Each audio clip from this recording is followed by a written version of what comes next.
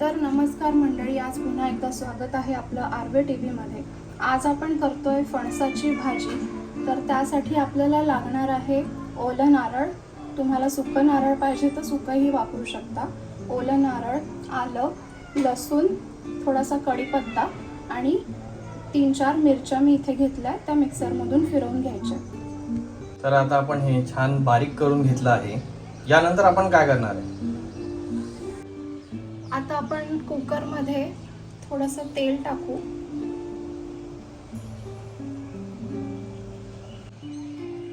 त्यात आपण जिरं टाकूया।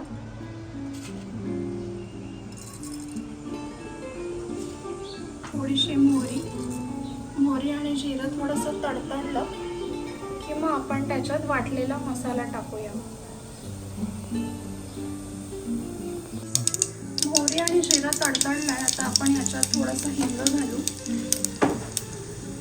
आणि आपला हा वाटलेला जो मसाला आहे तो घालूया।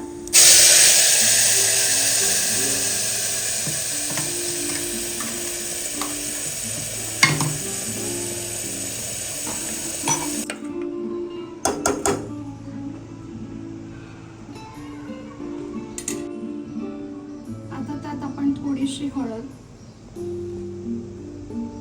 थोडंसं लाल तिखट, आपण ऑलरेडी मिरची घेतली आहे त्याच्यामुळे लाल तिखट थोडं प्रमाणातच घ्यायचं, थोडासा गरम मसाला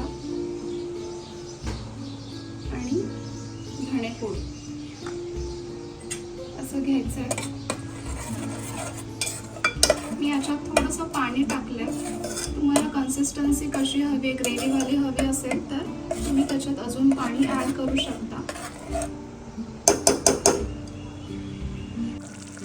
हे आता थोडंसं उकळतंय, त्यात आपण आता हे फणसाचे जे गरे आहेत आपण असे थोडे मोठे कापून घेतले, हे आता आपण ह्याच्यात सोडूया।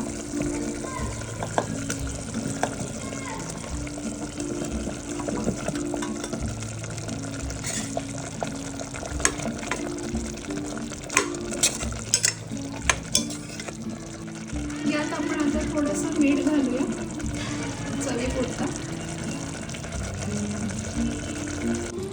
दिसायला एकदम मस्त दिसतंय भाजी आणि मजा येणार आहे। जर तुम्हालाही बनवायचं असेल तर एकदम सोपी आहे, काही खूप कठीण नाही आहे फणसाची भाजी करणं। खूप साऱ्या लोकांना फणसाची भाजी कशी करायची हे माहितीच नसतं, तर त्यासाठीच आम्ही हा व्हिडिओ तुमच्यासमोर आणला आहे।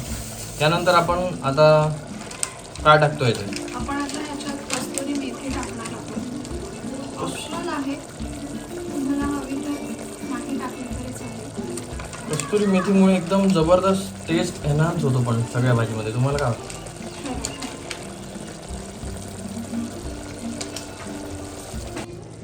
आता आपण ह्याच्यात कोथिंबीर घालणार आहोत मस्त भरभरून।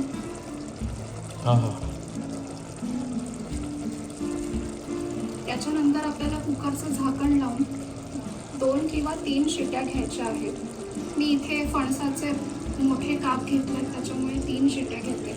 जर बारीक तुकडे असतील तर 2 शिट्या इनफ आहे। आणि याच्यात थोडंसं पाणी वाढवायचं आपल्याला की? हो, थोडंसं पाणी वाढवावं लागेल। खूप जास्त पाणी नाही घ्यायचंय, कारण की माझी खूप अशी ओली होते भाजी, मग ती खायला चांगली नाही लागत। हे एवढं पाणी इनफ आहे। आता आपण कुकरचं झाकण लावूया आणि 2 शिट्या करून घेऊ। कुकरचं झाकण लावलं आहे, आपण आता इकडे 2 किंवा 3 शिट्या घेणार आहोत, मग त्याच्यानंतर आपली भाजी रेडी।